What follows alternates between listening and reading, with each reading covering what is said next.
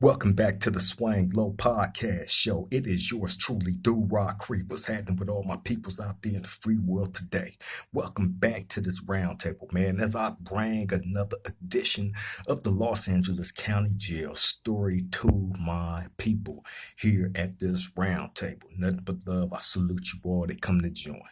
Now, look, man, this was in 1995, of course, in the Los Angeles County Jail state module. The state module was a section of the Los Angeles County Jail that was for everybody that had been to either prison or the California Youth Authority. You know what I'm saying? And you had to be on parole in order to get into that module. Okay, so everybody that was in that module was either had already been to prison or CYA, California Youth Authority. So bam. At that time, I'm in there running around with the homie Lil Evil from 1180 East Coast, my road dog. You know what I'm saying? Like that was my boy right there. You know what I'm saying? You rarely seen us without each other in that LA County jail. I promise you. You know what I'm saying? And a lot of the times when you seen us together, we running around in there tearing stuff up. You know what I'm saying? It was also another person by the name of Big Ant from Black Peace Stone, right? Who we used to deal with. He was part of our wrecking crew. You know what I'm saying? We had a wrecking crew that consisted of, me, um, uh, uh, Evil from East Coast, and Big Ant from Black Peace Stone. I'm trying to remember if I don't think Trey Ball, the homie Trey Ball from Altadena Block was in there too. Now this is what this story starts from, with the homie Trey Ball from Altadena Block. Shout out to Trey Ball. Bam, we in there. It's 1995 in the state module. And I remember, us being in the cell, you know what I'm saying? Of course we was housed together in the same cell. Among was other people in there too, you know what I'm saying? So me and Trey Ball chopped it up every day. You know what I'm saying? He pretty much told me about his case, told him about mine. That ain't something that you typically do in there. But being that that was my homeboy, he from the block, I'm from the rock. You know what I'm saying? Like them are allies right there. So you know what I mean? It wasn't uncommon. You know what I'm saying? To see, us in there chilling the way that we was. So anyway, I remember this one day they brought this new dude in, little short, pudgy, light skinned dude, right? Um, he came in as a non-affiliate. You know what I'm saying? Meaning he wasn't attached to no gangs. You know what I'm saying? He wasn't a Crip or a Blood or none of that. He was just a regular dude, right? That had happened to catch a case. So we thought. So bam, he come in there. Now he already appears as an odd person to me, just based on how he used to act. Like I just couldn't put my finger on it at that time. You know what I'm saying? So anyway, um, one day we in there chilling, man, and again, I didn't know him. Trey Ball didn't know him. Nobody in there knew this dude. He just popped up out of nowhere, ended up in the cell with us. One day we sitting in the cell and he started talking about Trey Ball's case. Right? Now, this is something that we never discussed around nobody else. I know his case. Nobody else in there know his case. You know what I'm saying? And this dude, he said he was from LA. You know what I mean?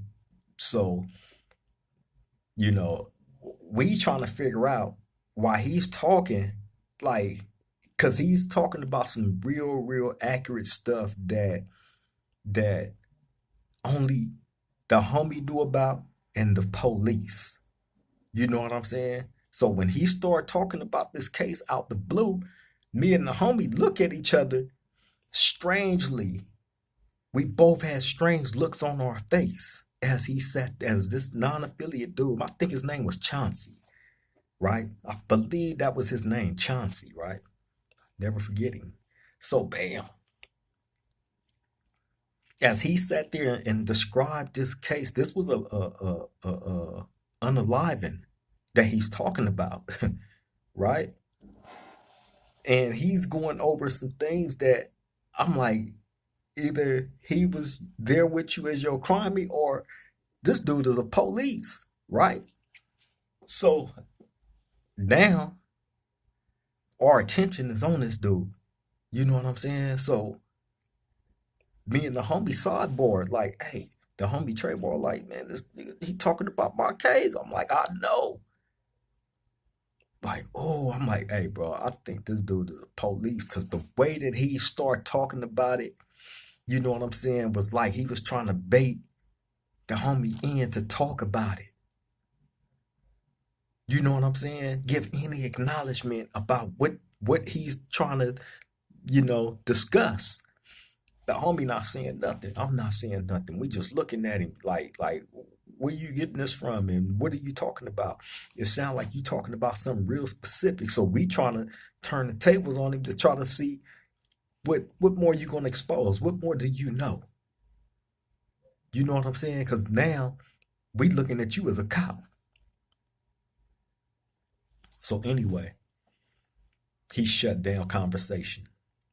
So, and then don't want to talk about it no more, right? So bam, now I'm really on this dude. I don't like him, and now I'm watching him and I'm on him. You know what I'm saying? So again, my boy Big Ant from Black Peace Stone, right? He come in the cell one day. We up in there chilling, plotting out what we finna do. Now, see what y'all gotta know about Big Ant. We was, like I said, he was part of our wrecking crew in there. We was in there knocking dudes out every day. But see, we played a game like this. If I seen a white boy up in there, I'm gonna be like, there you go, right there, right? Here you look, bam, catch that dude in whatever isolated spot and knock him, bang. Now, what y'all gotta know about that is this. This is 1995. In 1995, bro, the white boys could not, if it it was regular business to see a white boy walking around in that LA County jail with black eyes and no shoes, right? They ain't got no store, they ain't got no shoes, and they got black eyes. If you don't see a white boy walking around in there, he wasn't a regular. And I've only seen a chosen couple out of 100%, 99.5% of them black eyes, no shoes. Period. You know what I'm saying? So bam.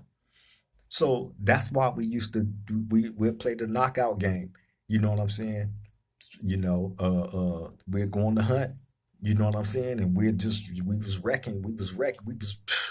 man, put no extras on it. That was just what we all had our own reasons why we was doing it. I had mine. Mine was personally connected to, you know what I'm saying, what I was facing at that time. We just gonna say that. So anyway, we would play the knockout game.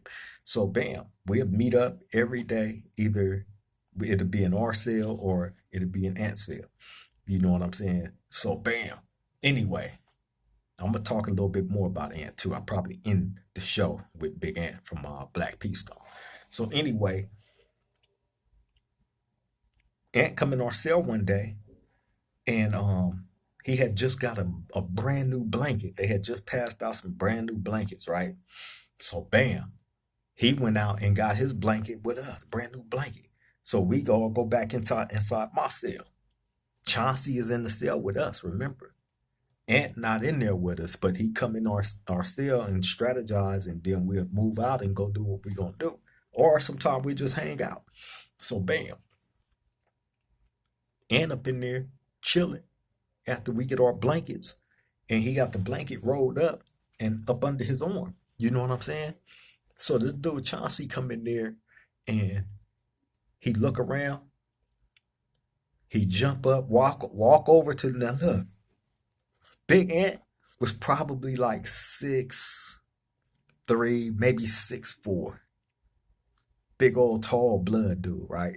Crazy as I don't know what. Bam, hit like a horse, knocking stuff out, right? So bam, Chauncey is probably at the most like 5'5", 5'6" at the most. That's all I'm giving him.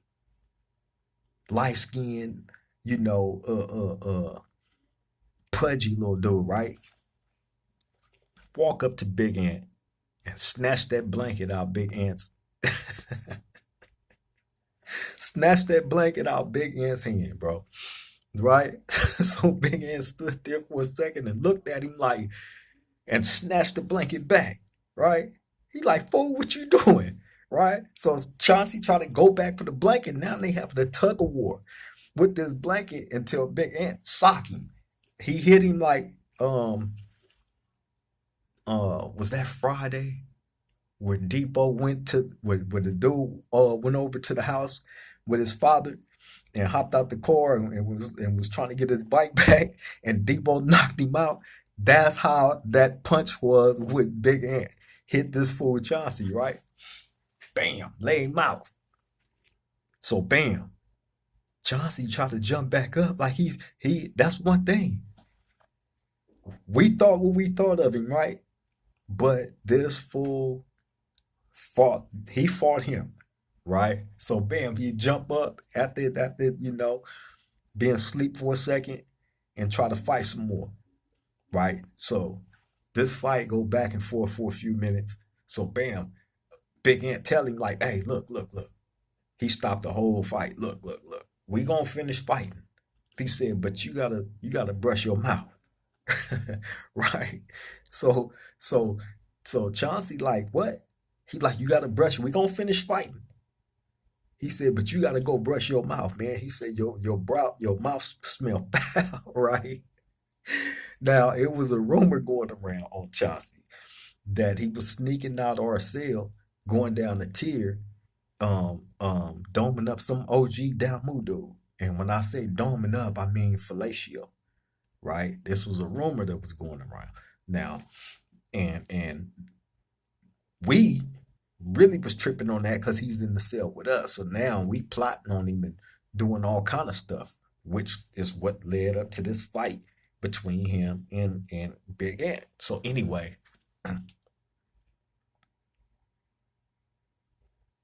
bro stopped the fight. He go brush his teeth. He wanted to fight some more, right? So that's what I say. We could have thought we thought of him, or you know what I'm saying, whatever. But in that moment right there, that fool wouldn't. He went and brushed his teeth, right? Did that, and then went back to fighting some more. You know what I'm saying? The Big Ant just kept knocking him out, knocked him out like 2 or 3 times. After the third time, he was like, "I'm cool." He hopped in his bed and went to sleep. You feel me? So bam. Now that happened. Fast forward, because I want to talk about Big Ant now, man. I don't want to drag this on too long, but dude ended up rolling it up out of there anyway. Chauncey, after that knockout, he couldn't last in there no more. He ended up rolling it up out of there. We already had him suspect as Popo anyway when he came in there talking about the homie Trey Ball case. We never had known him. They never. It was stuff that he talked about that wasn't in no newspaper or nothing. You know what I'm saying? Shout out to the homie Trey Ball again. Trey Ball, if you out there and you see this, you remember this story, man, hit me up, bro. You know what I'm saying? But anyway, fast forward, getting to end from Black Peastone. We in Salinas Valley State Prison on the Sea Yard. Now, and before that, I want to tell a small story about Ant when we was in the Crip module before going to the prison, right? Because like I said, we had a real good rapport with Big Ant, the Durocs. You know what I'm saying? The ones that was in the state module. You know what I'm saying? We all knew him. We all messed with him every day. Like I said, he came in our cell and strategized. We was knocking people out together every day. We in the Crip module, bam, Big Ant come up in there. You know what I'm saying? He wiggled his way up in there as a tier tender. Bam. He come up in there, he find out what cell we in, he come to our cell, you know what I'm saying? Now, this is in the Crip module. In the Crip module, it wasn't like regular. If you wasn't no Crip, you wasn't supposed to come down that tier. Period. You know what I'm saying? But really it depended on who you was. If you got a pass, if you came down that tier and you wasn't a Crip. It really did. So I'm gonna say that. So anyway, Big Ant come down there, come to our cell, bam, we hollering at him. He like, I'll be right back. That fool left, came back with a big old carton of juices, a big old milk carton of juices, because he know we was in there making wine. Bam. Then he gave us some weed. Then he gave us some cigarettes. So we down there getting high and smoking, you know what I'm saying, and chilling, right? So bam. A Trays, well, I'm gonna say the nigga C-Rag, baby C-Rag in there, right? He see Ant, catch Ant walking down the tier and throw some old milk mixed with piss on him, right? Bam. Get off the tier, ass nigga, right? Disrespecting. You know what I mean? Not even knowing this dude, like, you know what I mean? Don't. So anyway, the problem with that was Big N had our lighter. You know what I'm saying? When he did that, so it was no way that he was gonna be able to make it back to our cell after that happened, because he went after the dude threw all that stuff on him. Man, Big Ant went and got all kind of stuff, loaded up, and just start humming it up in their cell. Right? They was in a no-win situation. So anyway, that almost started some stuff though, man. I'm not even gonna get into that. But anyway, man, fast forward to Salinas Valley. Big Ant is there. You know what I'm saying? I'm going on visits, seeing him all the time in there every week. You know what I'm saying? This my boy. Big Ant had the sack. Big Ant was the man back then. You know what I'm saying? And everybody knew it. He was one of them. So bam, I'm seeing him in the visitor room every weekend. His mama loved me. His mama, man, this lady had to be probably in her late 60s, if not early 70s, right? She was up there in age. But his mama was the coolest black lady, black woman, you know what I'm saying? Black ebony queen that I ever had the pleasure of meeting. And she used to trip on me. She was like, she'd look at me, she'd be like, I like him. I like him. She always had a smile on her face every time she seen me. She'd be like, I like him. I love how he walk. Look how he walk. I love how he walk. Right? She used to trip on how I walk. Right? So bam, I love his mama. His mama was cool, man. His mama was gangster. Anybody, any Damu that's out there that know Big Ant, you know what I'm saying, from Black Peastone. You know what I'm saying? And y'all know him, y'all know his mama. She passed away, I believe, you know what I'm saying? God rest her soul, man. But um, yeah, man, y'all know his mama was gangster as they come. You know what I'm saying? Straight up. But yeah, man, Big Ant up there with me on the yard. I'm messing with him. You know what I'm saying? Ant was up there like big time. You know what I mean? And he had the people that supported him, that he looked out for, and then he also had those that did not like him. And I remember they plotted on him. You know what I'm saying? And Big Ant wasn't no joke with his hands. You know what I'm saying? He wasn't, bro. And they knew that. They knew that because from what I hear, not to get in their politics and that, you know, they done tried to get on Big Ant, you know, a few times on different yards. Now I'm thinking, because I know Ant, you know what I'm saying, that he done probably knock somebody out, or you know what I'm saying. But being up there with him in Salinas Valley and seeing like, oh, okay, this is why, because he got the sack, he doing his thing, and he support those that he's tied in with, and whoever is not tied in with him, you're not tied in with him, period. You know what I'm saying? So that came with that brought haters. And I just remember being on the yard one day, man, and seeing Big Ant out there standing over on the Dalmu wall, and you know, some little hyenas got on him, right? It was six of them. It was 6 on 1. And it took that many. Now, let me show you the strategy that they used and how cold these dudes was. It was some little dudes, some bounty hunters that did this, right? Six of them. Two of them fighting him. Big Ant is smart enough and the OG enough to know you got that many people on you like that. Find a wall, get up against it, and squabble it out, right? That's what he did. His back was against the wall.